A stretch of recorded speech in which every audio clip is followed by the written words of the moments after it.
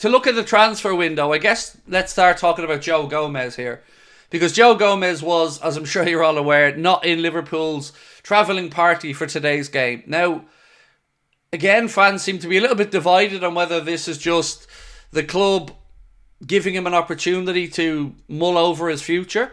Apparently there was I'm going to read some of the comments actually and say what they say.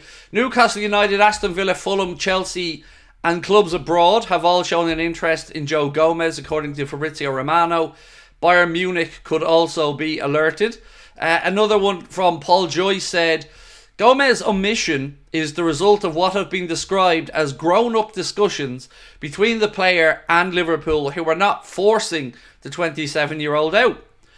So, we said this for the last few weeks. To be fair to Joe, I can't come on here and be a hypocrite. I'd love Joe to stay. Of course I would. Joe Gomez's versatility and experience is invaluable. But like I said about Anthony Gordon, Joe knows that the club were willing to sell him earlier on in the window. And if he wants to go in search of first team football, and Arne Slot has told him maybe that his chances at centre-back could be limited, then, you know, maybe something can be found that works for everybody. But one thing I think most of us here will agree on is we can't be letting Joe go without a replacement lined up. Whether that's Inacio or somebody else, it's a non-starter for me, the idea of Joe Gomez going without us bringing in a replacement. That would be madness. Right, so, on Joe Gomez, what are we thinking? Like, let's ask a poll question. Let's start with a poll question. 1 second. You know we love a poll here on Anfield Agenda. So I'm just going to ask a really simple question. Do you think that Joe leaves this month? I don't by any stretch of the imagination, by the way, think it's a certainty that he does leave. He wasn't in the squad today. That could have been just to give him a little bit of time and space to make his decision. You know, we got to be respectful about this because Joe has been a great servant to the football club and I won't say anything but positive things about him. As I've said, it is an interesting one, but we can't keep selling without bringing in. If we do sell Joe Gomez, it has to be because we have somebody lined up, and that can't be even up for debate, surely. Let's have a look at the poll, by the way.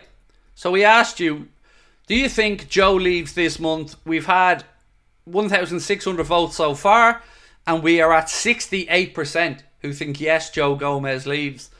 If I'm being really honest with you, I'm kind of on the fence on this one. I don't know what to expect. I certainly don't have any information that you guys don't have on it. I'm truly on the fence. But again, like I said at the start of the stream, I'm open to anything as long as there's a replacement lined up if he does move on. Pranav, how are you, my friend? Craig, 9 subs are allowed. Yes, we need to upgrade Endo with another DM. Other than that, I don't see Gomez making the squad ahead of anybody else. Do you know what? I'm going to go back and have a look, Pranav, while we're speaking, bro, with today's matchday squad. 1 second. Best way, I guess, to assess the squad is to have a look at who was and wasn't in it today. So let me just go back through, grab my notes here. All right, here's the bench. So on the bench today, we had Watoro, Ibu, Darwin, Curtis Jones, Cody, Harvey, Costas, Kelleher, Bradley. I mean, it's a fair point you've made. Yeah, it's a very fair point. Like, and that's before we even discuss Sepp van den Berg as well, Pranav. It's not like we had 2 goalkeepers on the bench or anything. That is, yeah, and Trey Leone travelled with the team today, but obviously didn't get into the matchday squad. So, as always, mate, you always come in with very well thought out comments that I always greatly appreciate. So, yeah, fair point. But we do have some overseas spots left in the squad as well, which I think could be important here. I think we've got 2 or 3 of them freed up. Morganski said probably gets in over Chimicus. Well, for his versatility, perhaps, yes. You know, with Joe Gomez on the bench, you've got cover for 3 positions. So, yeah, maybe you can say put him in there over Costas. But what Costas, I guess, will give you is a kind of an extra auxiliary left wing back if you needed to attack. Gomez probably doesn't have that same level of attacking expertise as Costas would have, but would be a far better defender. This comment, though, from Paul Joyce, I find very interesting, that said, Joe's omission is the result of what have been described as grown-up discussions between the player and Liverpool, who are not forcing the 27-year-old out. So you're Joe Gomez, you're 27 years of age, you've just gone to the Euros with England, probably feel like if you had more game time in the Prem, you may have forced your way in there a bit more. And if he's been told he's not likely to get many starts or opportunities at Liverpool, and the fact that we were willing to sell him earlier on, to be fair to Joe, I understand why he might want to kick on and play football.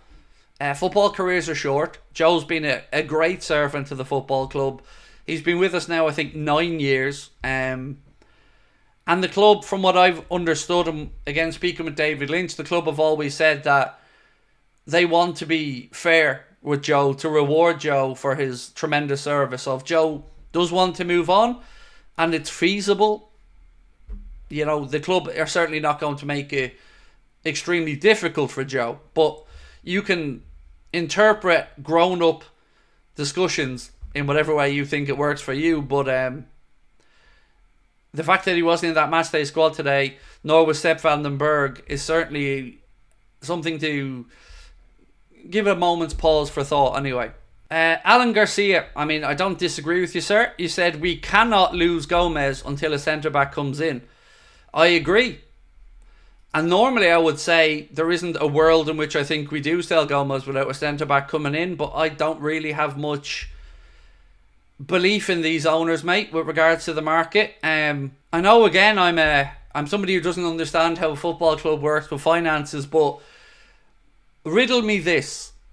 We've brought in, let's say, 28 million between the money that we had to give Fulham and the rest of the fee for Carvalho and the money from Solanke. We've saved 18.7 million a year in wages from Adrian, Thiago and Matip moving on. And we spent nothing. So, again, I'm no mathematician, I'm no football finance expert, but don't ever try to tell me there's no money available when we've just freed up a load of cash and we haven't even given contract extensions to Virgil, to Mohamed Salah or to Trent. I don't think I have to have an in-depth understanding of football finances to know when we're being taken for a ride by the owners. So, yeah, they're cheap. Give us the news on Mamardashvili. Has he signed? Well, he hasn't signed yet, no. He's in goal tonight, playing for Valencia against Barcelona.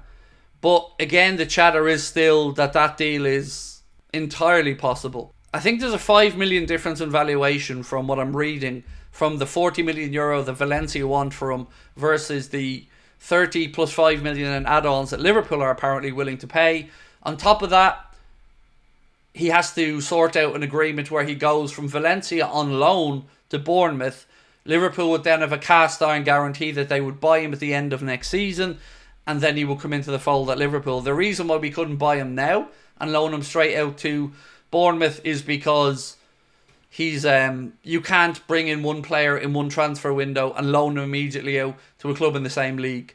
So why he couldn't stay at Valencia on loan for the season, I guess, is probably because Richard Hughes and the club would like him to get some experience of English football.